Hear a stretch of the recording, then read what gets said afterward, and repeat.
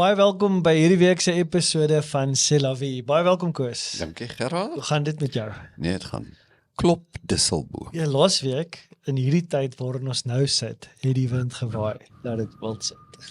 Ek het gesukkel om by die huis uit te kom van al die bome wat omgewaai het. Ja nee, daar by ons in Hoekville, ek het so my fiets gaan ry daar, die bome en die kabels, ons krag is nou nog nie aan nie.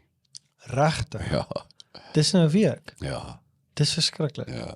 Ja, ek het op 'n stadium kon ons glad nie, want al die paaie was toe gewees met al die bome en die kabels en al die dinge. En dit is ja, ek moet sê ek het nuwe respek vir ons munisipaliteit. Hulle werk dag en nag. Gisteraand laat sien ek hulle nog werk daar aan kabels. So nee. Maar ek hoop elkeen van julle is okay na die groot storms en Koos jou dak is nou weer reg. Tydelik. Myne is nog nie. Maar amper daar. Ons het verlede week het ons begin met hierdie reeks. Die water is so naby, hoekom bly jy so dors? 'n Reeks oor ons wandel met die Heilige Gees. Ons is in die tyd van Pinkster. En as ons nou daarin dink, die disippels, hulle het laasweek donderdag was hemelvaart. Disippels sien Jesus opvaar hemel toe. En nou het hulle die belofte van om te wag.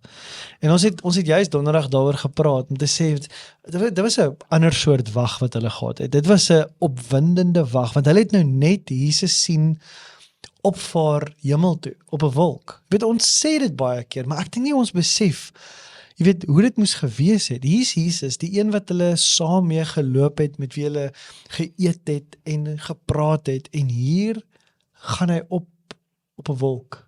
En dan verskyn daar engele aan hulle. En dit is 'n bonatuurlike oomblik wat enige iemand sal opgewonde maak as jy weet vanuit hierdie plek uit en van wat hier gebeur het, is daar 'n belofte. Nou, hulle het nie geweet hoe lank hierdie tyd is wat hulle voor gaan wag nie. Dit kon 3 maande gewees het, dit kan 2 minute wees. Hulle het geen idee nie. Al wat hulle weet is hulle moet wag. En nou is hulle in die plek waar hulle gaan wag vir die vervulling van die Heilige Gees. Ja, wat 'n oomblik moes dit nie gewees het vir hulle nie. So ons is in hierdie tyd van Pinkster. Maar as dit kom by die Heilige Gees, is daar baie strome in die kerk en jy weet baie strome van mense wat alles wat vreemd en onverklaarbaar is, alles toeskryf na die werking van die Gees toe. Dis alles hierdie idees, dis alles net jy kan nie jou vinger op sit nie. Dis al die dinge wat jy net nie kan lekker beskryf nie. Maar die Bybel praat baie anderste as dit kom by die vervulling van die Heilige Gees. Byvoorbeeld, daar is ons, soos wat jy gister oor gepraat het, oor bevele wat daar is vir ons, of vir mense wat volgelinge is. Daar's bevele wat kom, ons dinge wat ons moet doen. En weet Jesus sê daar in Johannes 6, dan sê Jesus, ek is die brood van die lewe. Wie na my toe kom, sal nooit honger kry nie. En wie in my glo, sal nooit dors kry nie. Nou natuurlik dan daar so onmiddellik aan weet, dan dink jy, okay, ek gaan nooit weer honger nie, ek gaan nooit weer dors nie. Maar tog het jy gister met ons gepraat, Koos, oor hierdie verlange, hierdie soeke wat ons het in ons binneste, of wat ons hoort te hê, om werklik hierdie honger te hê in ons binneste. Kom ons gesels gou vinnig van deel van hierdie bevele wat jy gister genoem het, en ook iets van hierdie honger, net vir ons 'n recap te gee oor dit. Ja, ons het gesê, as jy 'n gelowige word, arriveer jy ergens. Ja. Soos om tuis te kom, en dan is die eerste ding wat jy hoor, kom ons vertrek. Ja. Nou gaan jy op reis, volg my. So kom huis toe, as jy daar kom, volg my. Ja. Kom na my toe as jy honger en dors is. As jy na my toe kom, sê jy nooit weer honger en dors kry nie. En dan ewe skielik hoor jy, nee, maar salig is die wat honger en dors. Ja. En Petrus wat sê, jy moet nie net honger wees nie, jy moet sterk honger wees, soos 'n pasgebore kind na melk verlang, so moet jy begeer Ja. om 'n sekere soort voedsel te kry, en hy noem dit die melk van die woord, letterlik. Ek dink is Logikontokala, is dit, Togala. So, dit is woordmelk, Ja. ander soort voedsel, jy moet daarna honger, so, klink amper na teenstrydigheid. Ja. Jy het aangekom, nou moet jy reis.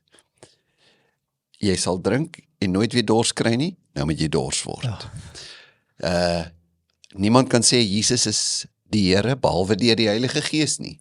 Tog sê Paulus, vir hulle vir wie hy klaar gesê het, julle is 'n tempel van die Gees, hy woon in julle, Ja. sê hy, Word. word vol, Ja. word, as dit ware, okay, jy het hom, vra hom, Ja.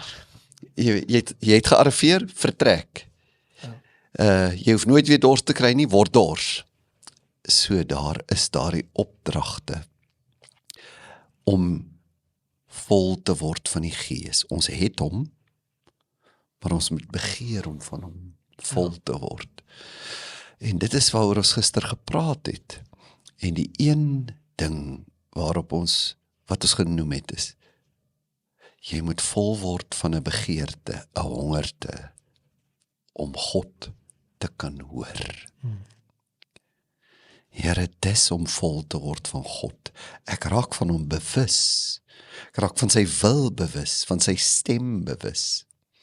En God kan op baie maniere met 'n mens praat. Hy kan deur deure wat oop of toe gaan, en omstandighede, mense se raad, indrukke in jou gedagtes wat jy nie van kan ontsla raak nie, as jy net voel, hoekom voel ek die hele tyd so, ek moet die persoon bel, of maar natuurlik my gewete, toevallighede, hoekom het hierdie nou so gebeur? En dan partykeer kyk jy terug en sê, maar hoorie, dit was eintlik die Here wat my gelei het in 'n rigting, en alhoewel minder, mens kan nou nie fanaties daar wees nie, maar daar's baie groot sielkundige werk gedoen. Ongelukkig baie van die sielkundiges weerspreek mekaar daaroor, wat die betekenis van jou drome is, maar in die Bybel is drome een van die metodes waar ons God se stem kan onderskei vir ons lewe. En natuurlik, stilte.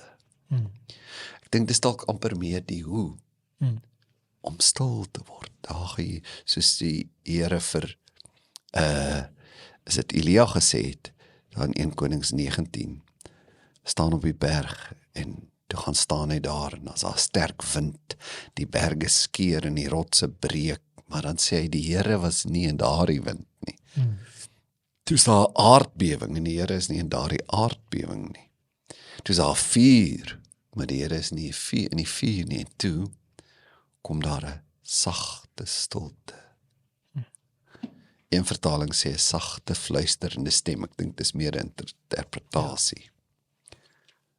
Maar toe daardie stilte kom, toe hoor Elia die Here. Ek dink, dis die begeerte wat ons het, Here, dat ek 'n soort stilte in my binneste skep, wat van hierdie honger spreek. Die honger om God te hoor. Ook as jy so wat jy net gesê het, jy weet ons moet hierdie honger kry om God te leer ken. Dit is die uitnodiging van die skrif en dit is waartoe ons genooi word om, as dit praat van die vervulling, om hom te leer ken en hom dieper te leer ken en sy stem te hoor. Hoe maak 'n mens met dit? Om te sê, om God se stem te hoor. Ek dink die eerste ding is geraard, dat dit 'n begeerte moet wees, die honger daarna. En jy kan nie honger na iets, as jy nie dink dit is moontlik nie. Dit is werklik nie. So die eerste ding, dink ek, vir 'n kind van die Here is, om te sien hoe belangrik dit in die Bybel is. Om so te honger na God se stem, sy woorde. En dit dan te begin begeer. Byvoorbeeld Psalm 119, vers 103, daar's baie sulke verse in die psalms. Sê Dawid, hoe soet is u beloftes vir my, soeter as heuning vir my mond. Nou dink ek daaroor, Here, kan ek so raak, dat om van God se leiding sy woorde, sy beloftes, van die skrif bewus te word, vir my een van die hoogtepunte van my lewe kan word. As dit nie so is nie, kan ek dit ten minste begeer, maar ek kan nie iets begeer waarvan ek nie kennis neem nie. Hier sien ek, daar is mense wat dit gesê het. Ek begeer dit ook. Jeremia wat gesê het, in Jeremia 15 vers 16, toe u woorde gekom het, het ek hulle ingesluk. U woord was vir my 'n vreugde en die blydskap van my hart, want u naam is oor my uitgeroep, Here almagtige God. Wat 'n ryk vers. Is 'n profeet, bedoel hy, toe hy na die skrif toe gaan het, ek dink hy het beleef, toe God se gees met hom werk. En hy bewus raak, dis wat God vir hom sê, en dalk deur hom wil sê, was dit vir hom so, dat hy dit metafories wil uitdruk, Here, dit was iets wat ek wou eet, en ek het met vreugde uit my hart se blydskap uitgeroep, want dan sê hy, u naam is oor my uitgeroep. Wat bedoel 'n Jood as hy sê, u naam is oor my uitgeroep? Of wat bedoel ons as ons sê, ons bid in die naam van die Here? Ons bedoel eintlik sy wese. Ek bid asof hy hier by my is, en selfs asof hy deur my bid. As 'n Jood sê my, u naam is oor my uitgeroep, Here, toe ek ervaar God werk met my en praat met my, ek het hierdie ervaring, was dit asof sy wese oor my is. Nou lees 'n mens so iets en dan dink jy kan of sê, waai, dis interessant, of jy kan sê, maar is dit nie dalk ook vir my beskore nie? 'n belofte soos Jesaja 30, waar die profeet vir die volk wat afgedwaal het, sê, julle moet terugkom, en dan begin hy sê, maar daar gaan 'n tyd wees dat, as julle terugdraai, julle iets gaan ervaar, vers 21, wanneer jy wil wegdraai na regs of na links, sal jy agter jou 'n stem hoor, dit is die pad, loop hier langs, en dan verder in daai selfde hoofstuk, vat hy dit na die nuwe verbond toe, dis asof die belofte wat God al die tyd gehad het, was die begeerte in God se hart, dat ek in my daaglikse lewe van sy stem gaan bewus word, gaan so toe, maak so, hey, daar het jy dan nie reg gedoen nie, maak het reg. So die eerste ding om te sien, daar is mense wat sê, hier is 'n ervaring, en dan te vra, is dit in my lewe? Want dit is wat die Gees doen. Hy herinner ons aan God se woorde. Nou lees ek daardie dinge en sê, Here, ek honger daarna. Ek dink dis stap 1. Maar dit kan natuurlik 'n bietjie riskant wees, as soos jy sê, jy dit interpreteer as allerhande, ek honger net na soort van esoteriese airy-fairy ervarings. Ek weet, kan nie eintlik vir jou sê nie, maar dit was net wonderlik. Ek dink, dis hoekom mense sê nie, maar jy moet nie so begeerte hê nie, dit alles is net baie rasioneel. Maar ek dink jy kan so diep begeerte hê. Maar ek dink dit begin by, dit behoort op 'n ander plek te begin. Want ek en jy sê nou, ons sê nou, dit begin by 'n begeerte, en ek hou baie daarvan. Ek moet 'n begeerte in my binneste hê. Ek kan nie iets wil hê wat ek nie glo waar is nie. So dit begin daarmee, ek het hierdie begeerte, ek weet God praat, en ek het 'n behoefte dat hy met my praat, en dat ek sy stem kan hoor. Maar die eerste plek waar ek dit gaan vind, is presies wat Petrus daar sê. Dit is in die logos, dit is in die woorde van God. Ek kan nie, dis die eerste plek waar ek God se woord vind, en hoe hy met my praat, is in sy woorde wat hy klaar gesê het. Ja, ek dink jy is heeltemal reg, Gerard. Dink nou net, jy's verlief, en jou meisie skryf vir jou die, voor op die briefie sê, as jy wil weet hoe ek oor jou voel, lees hierdie. En as bietjie parfuum op, 'n paar roosblaartjies in die koevertjie. En jy kom by haar, en jy sê van, sê vir my hoe jy oor my voel. Sy sê, goed, ek wil graag nog goed sê, maar het jy al gelees wat ek daar gesê? Ek het dit so mooi vir jou gesê, nee man, ek ben nou nie daaraan gesteer nie. Daar's 'n diskonneksie daar. Ja. Om nie te begeer om kennis te neem van wat God klaar gesê het nie. En dan te sê, ek wil so graag hê die Here moet met my praat. Dit is 'n flagrante weerspreking. Ja. Jy kan nie sê vir daai meisie, natuurlik wil ek hoor hoe jy my voel, maar sy het al daai moeite gedoen met daai briefie en die blommetjies en die parfuum, en jy het nooit eers die brief oopgemaak nie. So Jesus het dit oor en oor gesê, dat as jy nie sy woorde wat hy sê, en vir ons is dit opgeteken, en ook die res van die Bybel, as jy kan nie sê jy is sy disipel, as dit nie vir jou belangrik is nie. Johannes 8 vers 31 en 32 sê, Jesus sê toe vir die Jode wat in hom glo, as julle in my woord bly. En hy is self die beliggaaming van die woord. Johannes 1 sê, hy is die Logos. In die begin was die woord. Die hele Bybel kom uit hom uit, praat van hom.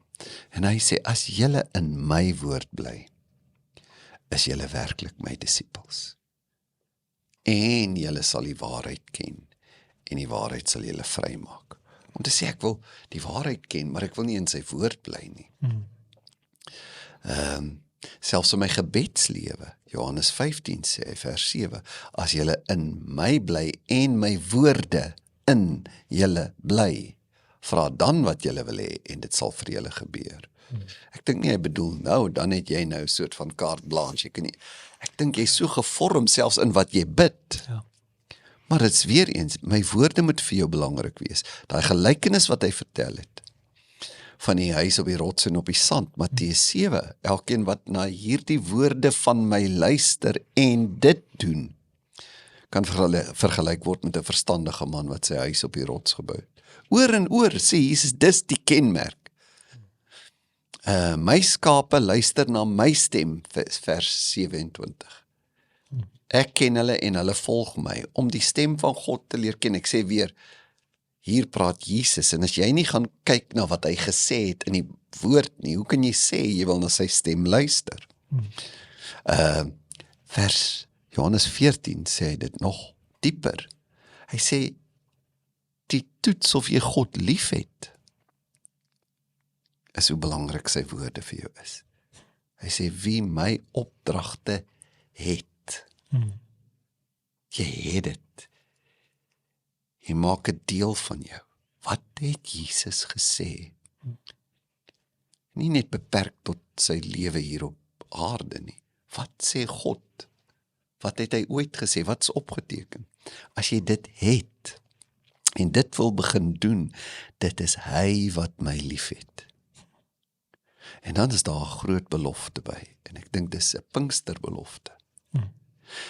Kom ons lees die hele vers weer. Wie my opdragte, kom ons sê, woorde het, en dit uitvoer, begin leef. Dit is hy wat my liefhet, en wie my liefhet, hy sal deur my Vader liefgehê word.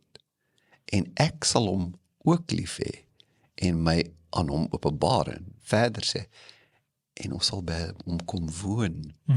Ons sal tent opslaan daar. Ja, dis Jy gaan God se teenwoordigheid, sy gees begin ervaar. Woorde. En dis 'n ken. Dit is anderste, jy weet, dit is anderste as om net inligting te hê. Dis 'n ken. Dit is 'n weet. Ek ken God. Ek begin dan anders te praat, ek begin anders te vra, ek begin anders te loop, ek begin anders te leef, want ek ken hom. Ek begin hom ken. Ja, en hoe ken 'n mens iets?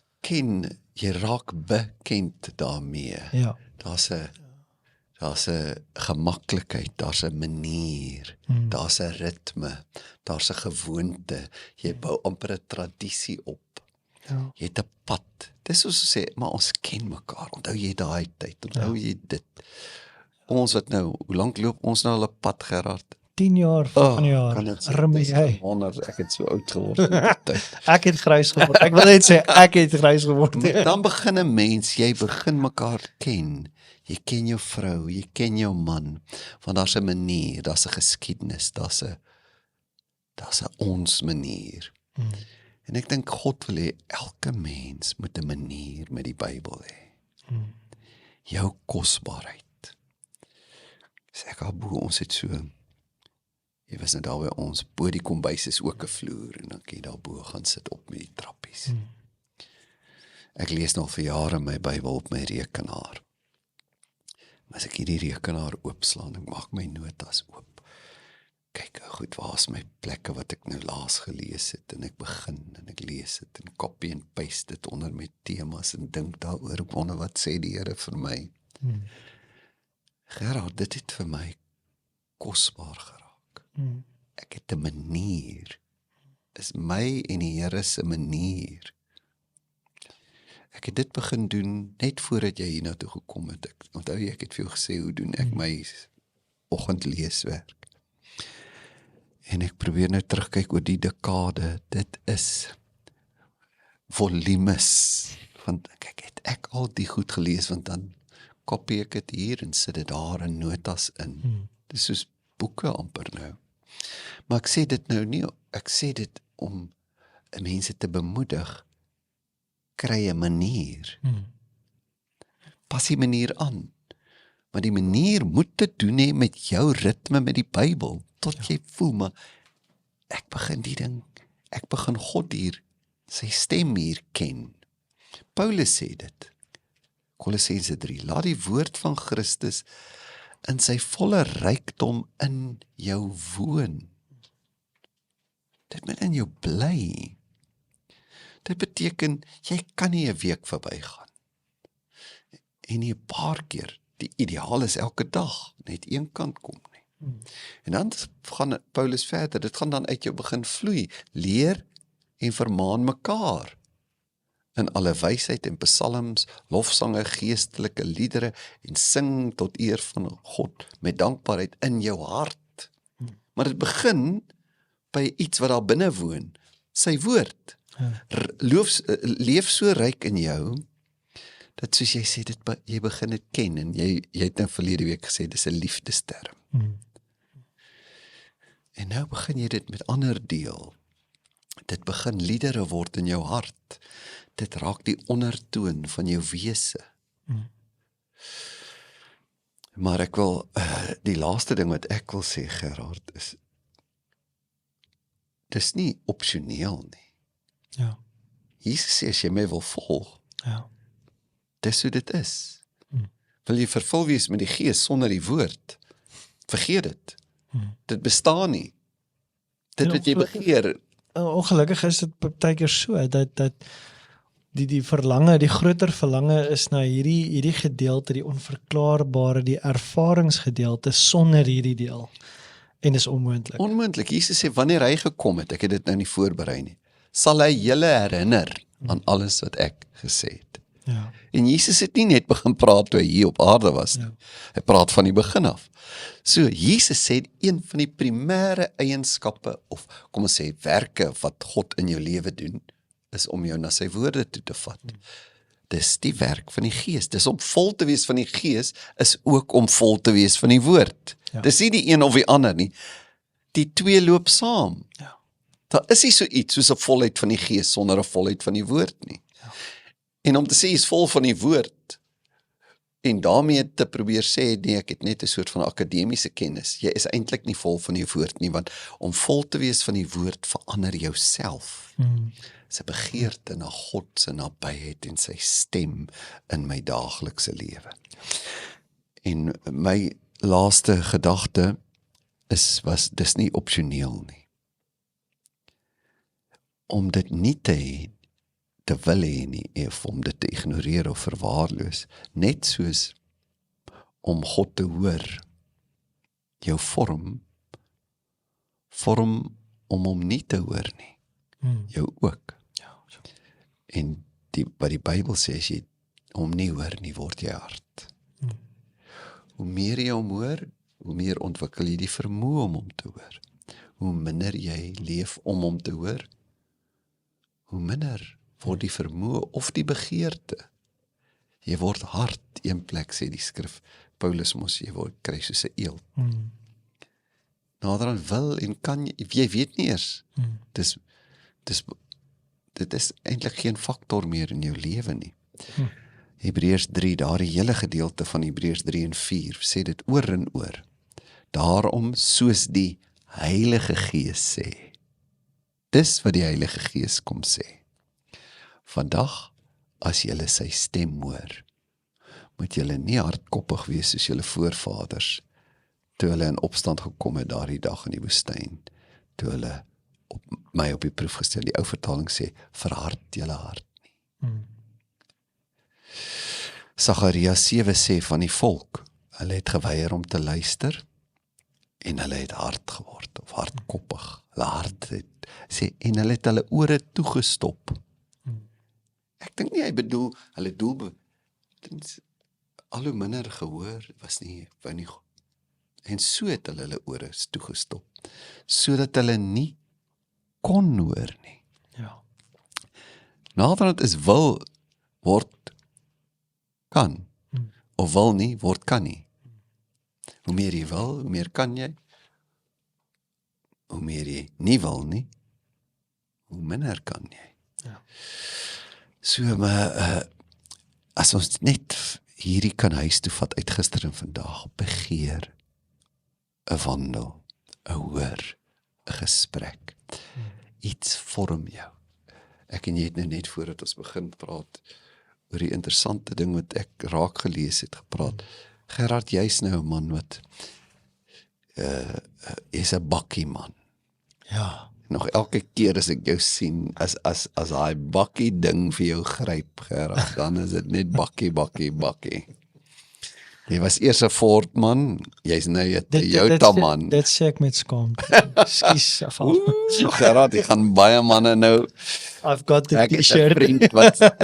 vriend wat sweer by Ford. My pa was 'n Ford man. Daai tyd was dit nie Ford of Toyota, dit was Ford of Chef. Ja. En my oom was 'n chef man. Hulle het amper handgemeen geraak. Wel, by ons mannegroep is dit nou presies so, maar ek kan ten minste sê, I've got the t-shirt. Ek het al 2 gery, en ek is nou 'n Toyota. Ja, maar dis nie mooi nie, Gerard. Jy het 'n ou Ford gekoop en 'n nuwe Toyota. Maak nie saak. Maak nie saak. Ek is nou 'n Toyota. Maar Gerard, is dit nie so, as 'n mens 'n kar koop? Ja. Jy sien daai kar, al is dit die mees obskure karretjie wat jy gedink het, Ja.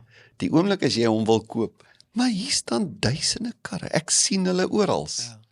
Jy sien dit net.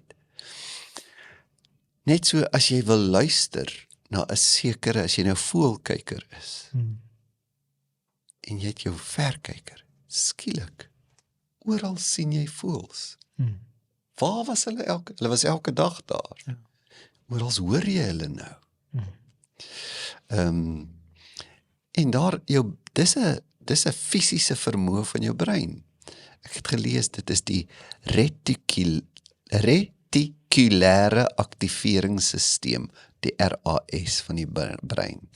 Jou brein, wanneer jy besluit het, jy wil fokus op iets, programmeer jy eintlik jou eie brein. Jy het gesê, ek fokus nou op 'n kar. Nou help jou brein jou dat jy net daai kar oral sien. Jy verbeel jou nie, dit gebeur regtig met jou. Ja. 'n Baba is totaal gefokus op 'n ma se stem. Dit is die totale fokus van 'n klein babietjie. En jou brein soek inligting, filter al die ander goed weg, net om daai ding te hoor, waarop jy fokus. Dis wat jy die hele tyd sal sien. As jy byvoorbeeld deur 'n boek vinnig blaai en jy soek een soort woord. Ja. Jy het al gesien hoe vinnig dis ongelooflik. As jy net hierdie boek blaai, sien jy net 'n klomp woorde. Maar as jy sê, goed, ek soek na, sê nou maar blou. Ja. Blou. Ja. Nou, wat as ek sê ek soek? Here, praat. As ek elke dag so ingaan, gaan ek ontdek, jene, hy het nooit so baie met my gepraat nie, en hy sal sê, o nee, ek praat elke dag, oor en oor. Dis jy wat moet fokus. God praat. Ja. En hoe meer jy hom wil hoor, hoe meer sal jy hom hoor. dit laat my dink aan daai eenvoudige beeld wat iemand gesê het, een keer vertel het van, dit is soos om 'n radio hier neer te sit. En dan moet jy nou baie mooi fyn om instel na die regte kanaal toe, of die regte frekwensie toe, sodat jy kan hoor wat gesê word. Die radio maak nie die klanke nie, of die radio skep nie die klanke nie. Al wat die radio doen is, die radio het die vermoë om op die regte frekwensie te kom. Die golwe is hier. Die golwe hier nou om ons is KFM en al die verskillende radiostasies is nou hier in hierdie vertrek om ons. Dit is net is ek reg ingestel. En dit laat my so daaraan dink. Om myself te leer om ingestel te word op daai regte frekwensie. God praat werklik altyd. En mag jy werklik dit beleef ook in hierdie tyd van Pinkster. Mag jy sy nabyheid, mag jy 'n nuwe honger en 'n nuwe dors in jou binneste kry om hom te hoor. Baie dankie Koos. Ek waardeer. Ek wil herinner om Sondag weer deel te vorm van ons, die laaste een in hierdie reeks waar ons praat van beloftes van vervulling. En dan ook Sondag aand het ons 'n baie spesiale Pinkster Sondag belewenis. Wat as jy nou wil toernooi 6:00 hier by Eden Gemeente, maak seker jy is hier. Mag jy 'n wonderlike week verder hê. Totsiens.